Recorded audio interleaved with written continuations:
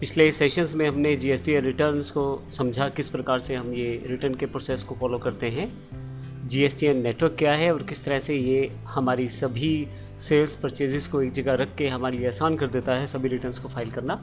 इस सेशन में हम बात करने वाले हैं GSTR 3B।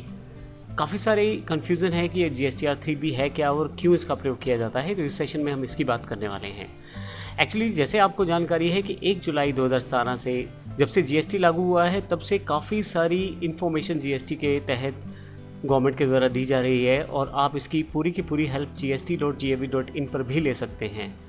परंतु जीएसटी काउंसिल ने डिसाइड किया है कि इनवॉइस वाइज रिटर्न जो पहले 2 महीने के लिए है, अर्थात जुलाई 17 और अगस्त 17, इसमें थोड़ा सा रिलैक्सेशन देते हुए जीएसटी काउंसिल द्वारा यह तय किया गया है कि पहले 2 महीने जुलाई 2017 और अगस्त 2017 के लिए इनवॉइस वाइज रिटर्न को थोड़ा सा डिले कर दिया गया है। आप इसको बाद में भर सकते हैं। कब भर सकते हैं, नीचे वाले टेबल में मैंने डेट्स स्पेसिफाई की है। जुलाई 2017 के लिए GSTR 3B को आपको 20 अगस्त 2017 को भरना है, जिसमें आप समराइज इन्फॉर्मेशन देने वाले हैं अपनी परचेज और सेल्स के रिगार्डिंग, जिसमें आपको सेल्स का पूरा इन्फॉर्मेशन आपको प्रॉपरली देना है।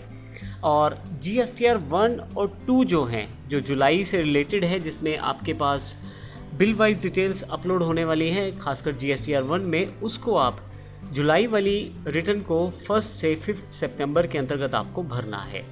और इसी तरह से GSTR 2 जो अवेलेबल रहेगी वो 6 से 10 सितंबर आपके पास अवेलेबल हो जाएगी, जुलाई वाली रिटर्न सितंबर के महीने में। इसी तरह से अगस्त 2017 का जो रिटर्न है वो आप GSTR 3B फिर से भरेंगे, एक समराइज वैल्यूज़ देते हुए 20 सितंबर 2017 तक। और GSTR 1 जो अगस्त से रिलेटेड है वो 16 से 20 सितंबर तक आपको भरनी है। और GSTR 2 जो है अगस्त 2017 से जो रिलेटेड है वो 21 से 25 तक आपके पैनल में दिखाई देनी शुरू हो जाएगी। तो GSTR 3B जो है प्रोविजनल रिटर्न है, जो आपकी समराइज वैल्यू को अपलोड करने में मदद करने वाली है। जब तक कि आप अपने सिस्टम में प्रॉपरली GST से हैप्चुअल नहीं हो जाते या GST की इम्प्लीमेंटेशन को प्रॉपरली नहीं समझ लेते, तब तक के लिए GST काउंसिल ने 2 महीने अगले आपको यह समय दिया है। तो इस केस में जो बिल वाइज रिटर्न्स हैं वो GSTR 1 और 2 की जाएंगी तो है, परंतु थोड़ा सा डिले करते हुए जुलाई 2017 की जो GSTR 1 है वो 1 से लेकर 5 तारीख और अगस्त 2017 की 16 से लेकर 20 तक आपको सबमिट करनी है।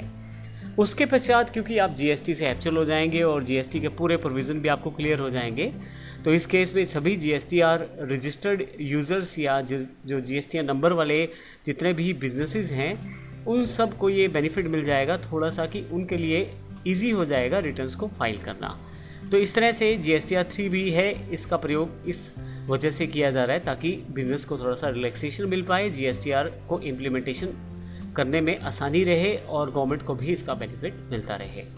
अब अगले कुछ सेशंस में हम ये देखेंगे कि किस प्रकार आप अपनी ऑनलाइन रिटर्न्स को फाइल कर सकते हैं और आप अपनी रिटर्न को ऑफलाइन जनरेट कर सकते हैं ऑफलाइन टूल के साथ। और हम ये भी देखेंगे कि उसको आप किस तरह से अपलोड कर पाएंगे, अर्थात हम दोनों तरह की रिटर्न देखने वाले हैं। आप ऑफलाइन तैयार करें रिटर्न को और उसे अपलोड कर दें, या आप डायरेक्ट ऑनलाइन अपनी रिटर्न्स को फाइल कर दें। GSTR 1 के बारे में हम ये सारी जानकारी लेने वाले हैं। हालांकि GSTR 3B को हमने भरना भी सीखना है आने वाले सेशंस में। धन्यवाद।